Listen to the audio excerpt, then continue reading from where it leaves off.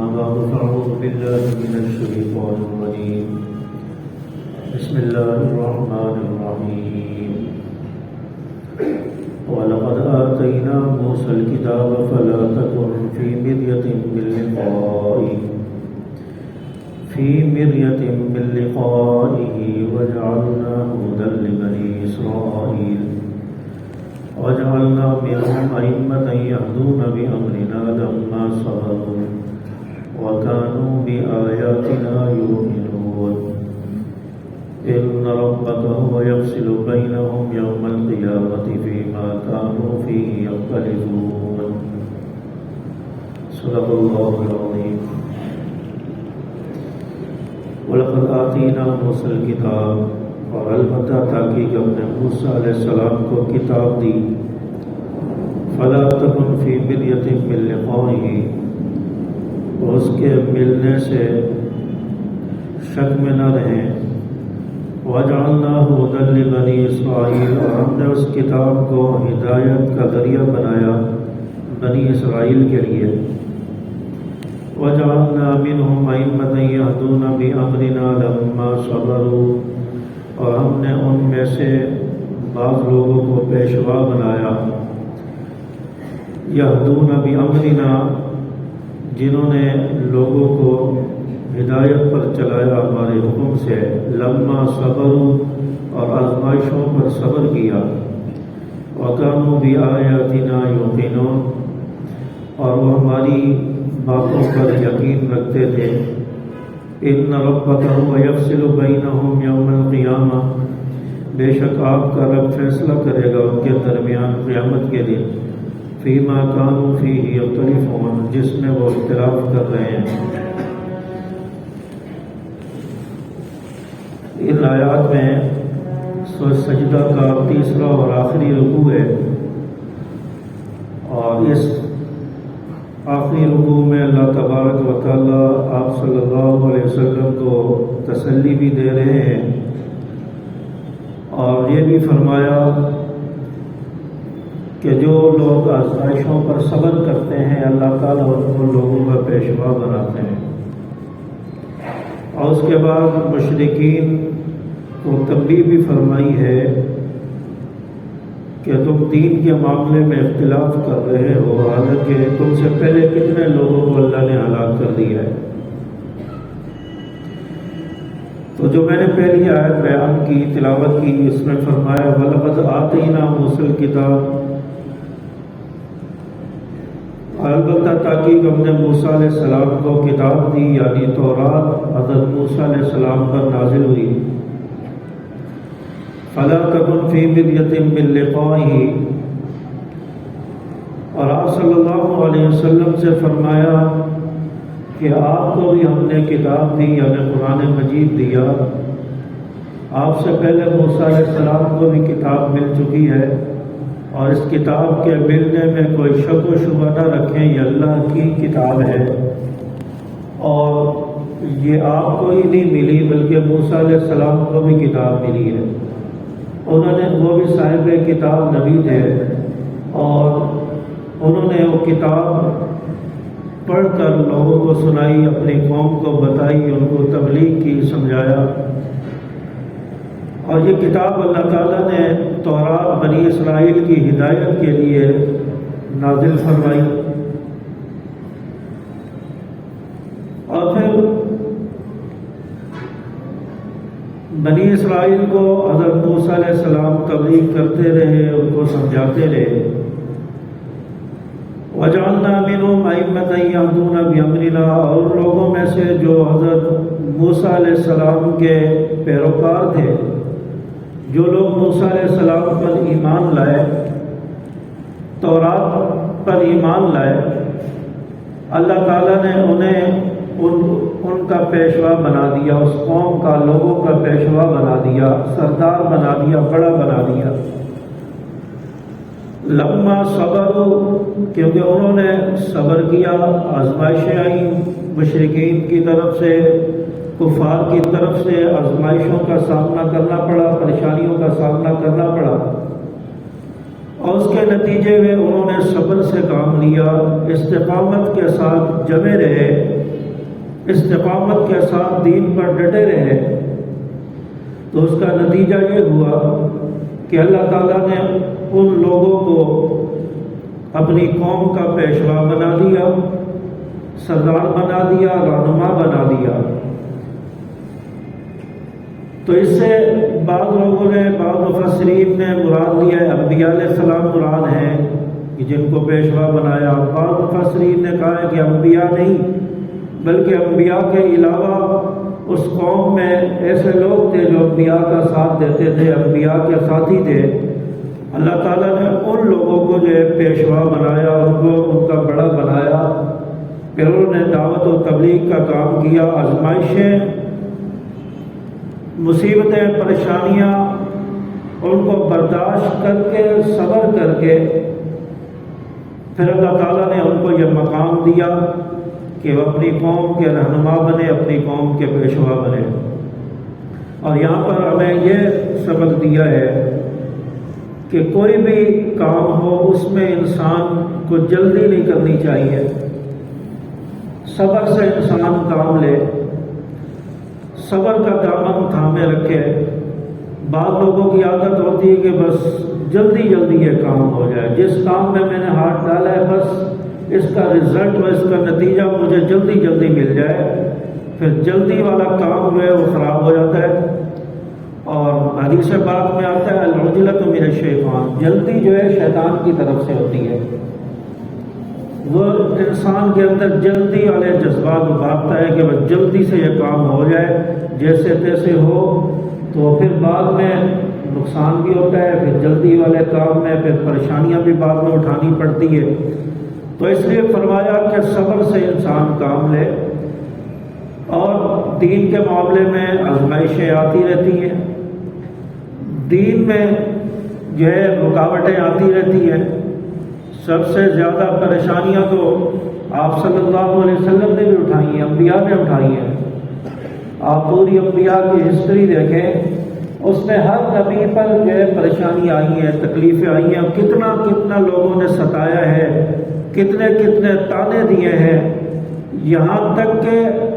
قوموں نے ان کو اپنے ملکوں سے، شہروں سے نکال دیا، جلا وطنی انہوں نے قبول کر لی۔ اور بعض انبیاء تو وہ تھے کہ جن کو لوگوں نے، قوموں نے پھانسیاں دے دی، ان کو کنواں میں درگور کر دیا، مٹی ڈال دی گئی۔ اس طرح کے پریشانیاں اور چیلنجوں کا سامنا انبیاء علیہ السلام کو کرنا پڑا ہے۔ اور آپ علیہ السلام کی سیرت آپ کے سامنے، آپ کو کتنا پریشان کیا گیا،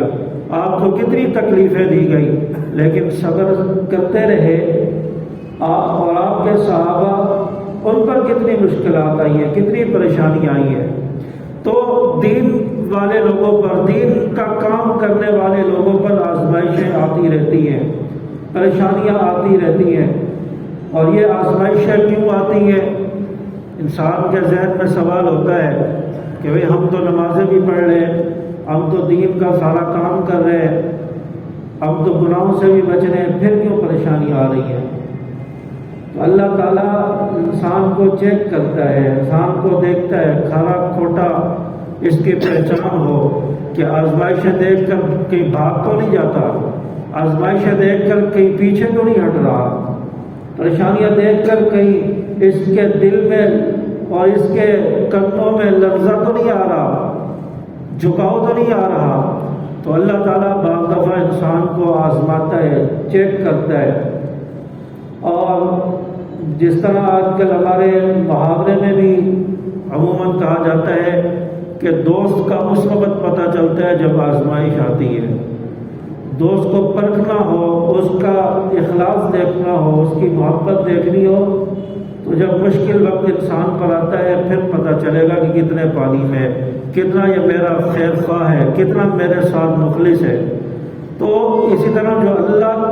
کے دوست ہوتے ہیں، جو لوگ اللہ کو اپنا دوست بناتے ہیں، اللہ بھی پھر ان کو چیک کرتا ہے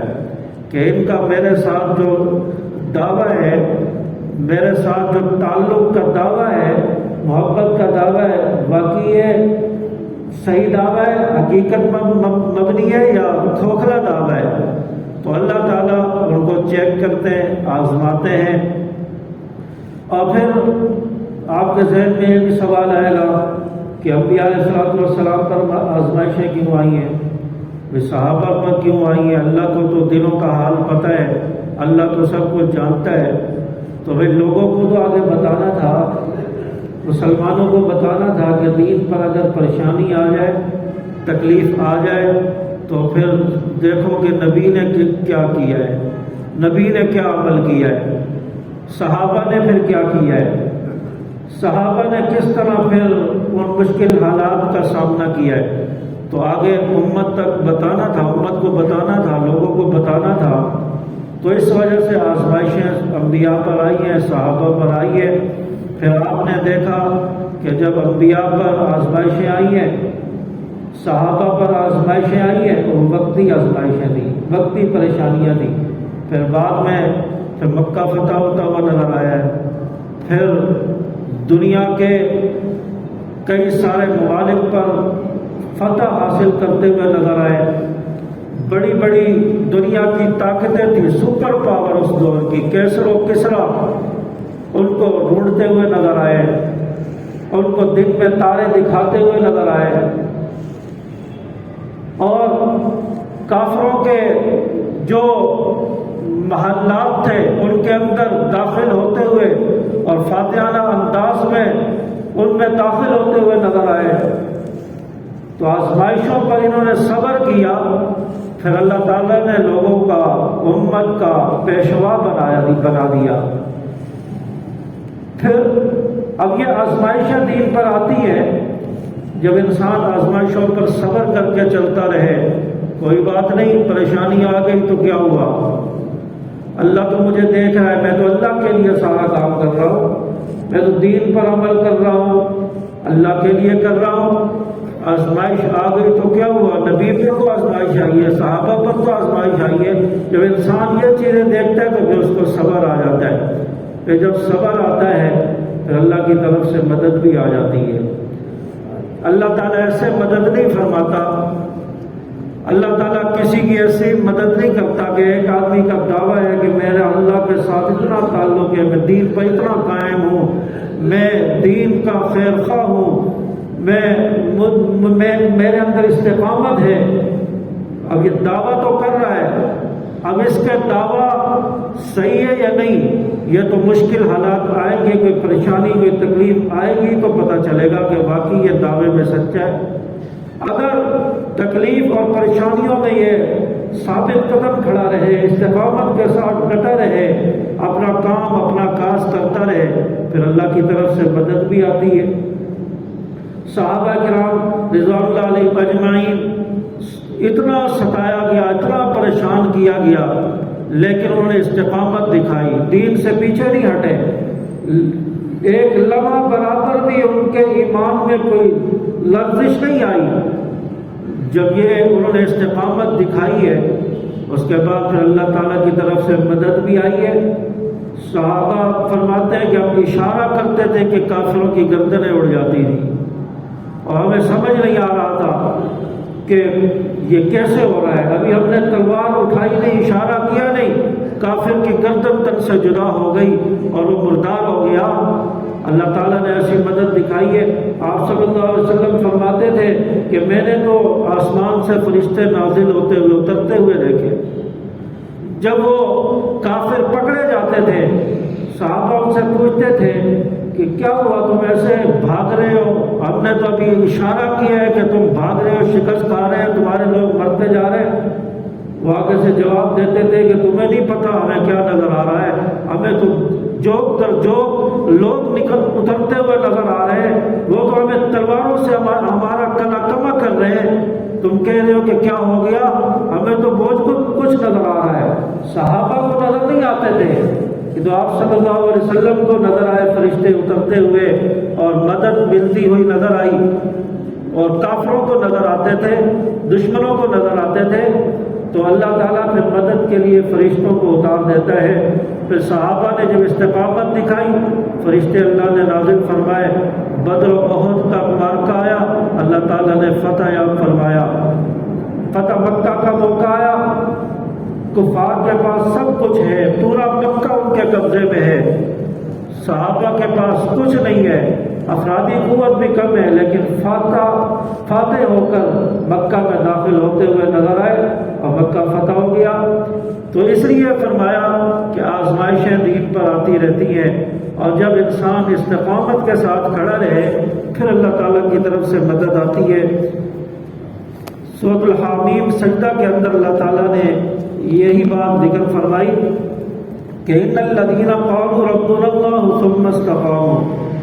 بے شک وہ لوگ جو کہتے ہیں ہمارا رب اللہ ہے، ثم استقاموا، پھر اس پر ڈٹ گئے، استقامت دکھائی،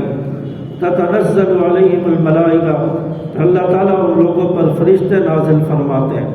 فرشتے ان پر اترتے ہیں، اللہ تخافوا ولا تحزنوا، اور فرمایا کہ تم خوف نہ کرو، تم غم نہ کھاؤ، وابشروا بالجنہ، اور ان لوگوں کے لیے جنت کی بشارت ہے، خوشخبری ہے، الذی کنتم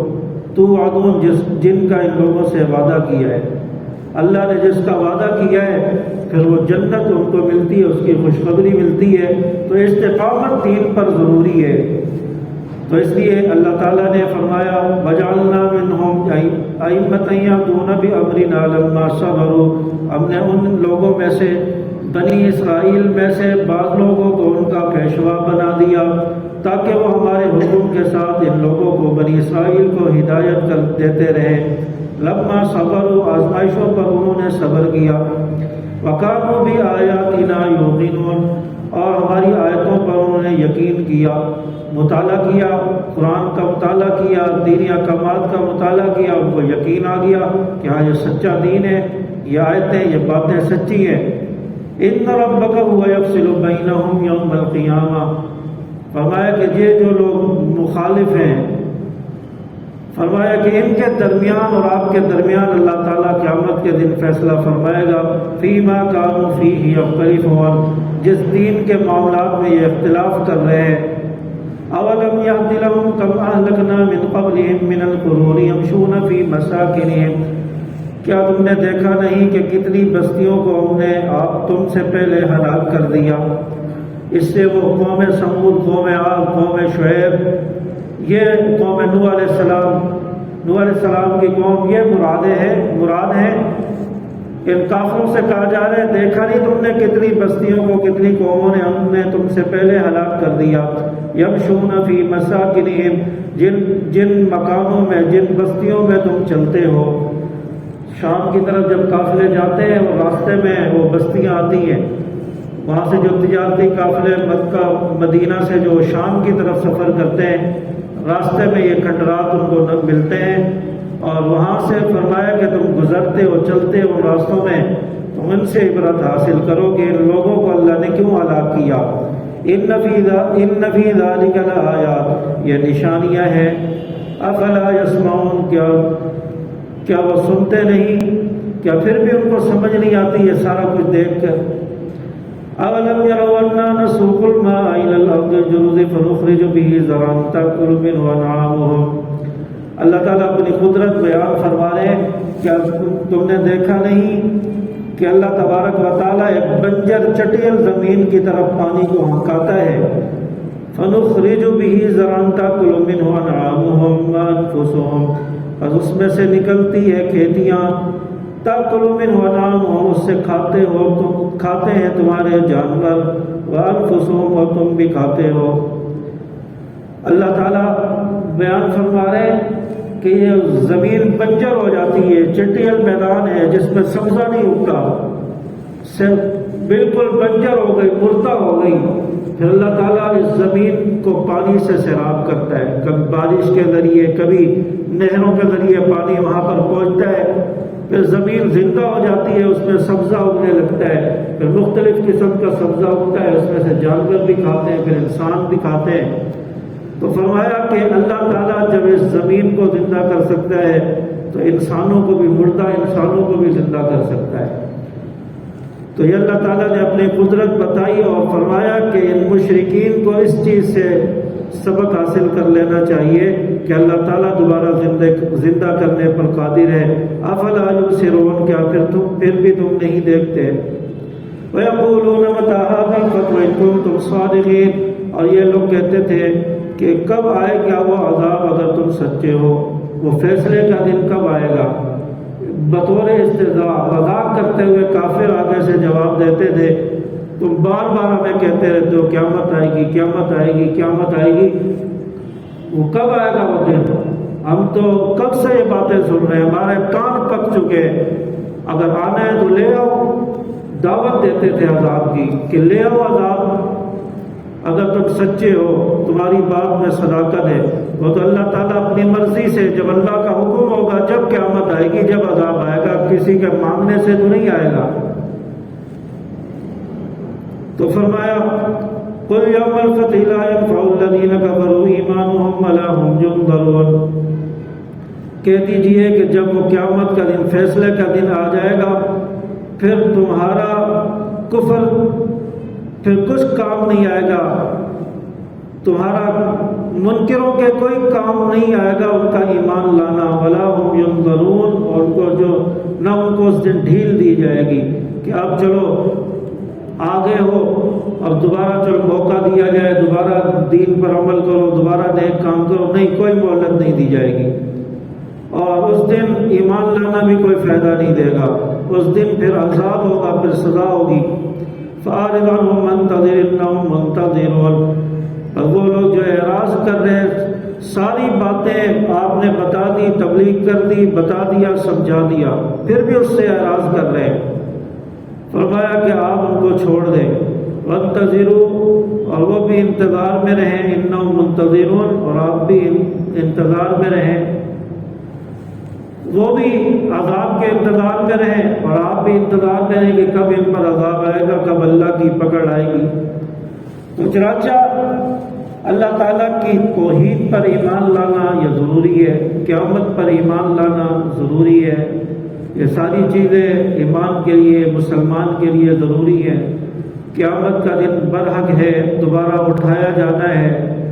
اس پر انسان کا ایمان ہونا چاہیے،